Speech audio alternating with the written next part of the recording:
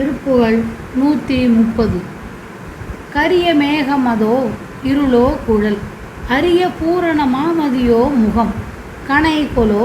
அயில் வேல் அதுவோ விழி, இதழ் பாகோ கமுகுதான் நிகரோ வளையோ களம்,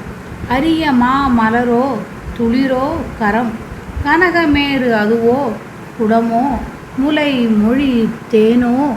கருணை மால் துயில் ஆல் இலையோ வயிறு, இடையது ஈர் ஒரு நூல் அதுவோ என, கனக மாமயில் போல் மடவாருடன் மிக நாடி, கசடனாய் வயதாய் ஒரு 100 செல்வதனின் மேல், எனது ஆவியை நீ இரு கமல மீதினிலே வரவே அருள் புரிவாயே. திரிபுராதிகள் நீர் எழவே மிக மதனையை விழியால் விழவே செய்யும் சிவஸ்வரூப மகேஸ்வரன் நீடிய தனையோனே,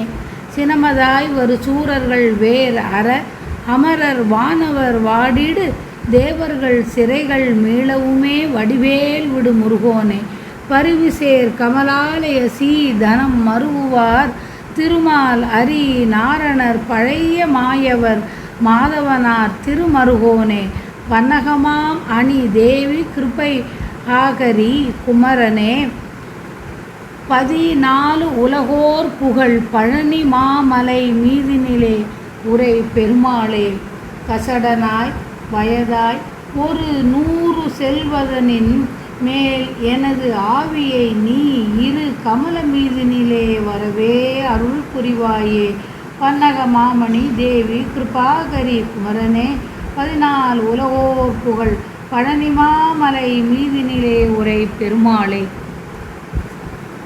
3 புறங்களில் உள்ளவரும் சாம்பலாகுமாறும் சிறந்து போரிட வந்த மன்மதனை கண்ணால் மாண்டு விழுமாறும் செய்த மங்கள வடிவுடைய சிவபிரானின் மகனே, சினம் கொண்டு வந்த சூரர் வேர் அரும்படியாகவும்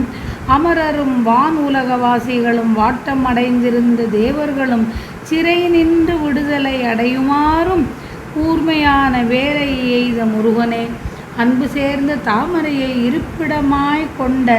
இலக்குமீடன் கூடிய திருமாலும் ஹரி நாராயணரும் பழைய மாயவருமான மாதவரின் மருமகனே,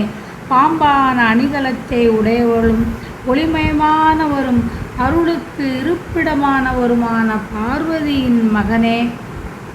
14 உலகத்தில் உள்ளவரும் புகழும் பழனிமலையின் மீது வீற்றிருக்கும் பெருமையுடையோனே, மங்கையரை பெரிதும் விரும்பி குற்றமுடையவனாய் வயது முதிர்ந்து ஒரு 100 வயதாகி அதன் மேலும் வாழ்கின்ற என் உயிரை நீ உனது 2 திருவடி தாமரையில் சேருமாறு அருள் செய்வாய் ஆக. இச்செய்யுளில் முருகனுக்குரிய உறுப்புகளான திருமேனி, 6 முகங்கள், தோள், வேல், மயில், கோழி, திருவடி என்பவை கூறப்பட்டுள்ளன.